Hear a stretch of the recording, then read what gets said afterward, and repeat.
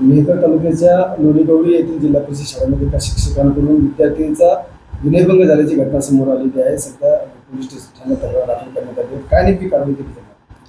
Sir, यापूर्वीच आपण विद्यार्थी सुरक्षेच्या संदर्भामध्ये अत्यंत कठोर अशा प्रकारचे निर्देश शालेय शिक्षण विभागाच्या मार्फत आपण सगळ्या शाळांना दिलेले आहेत.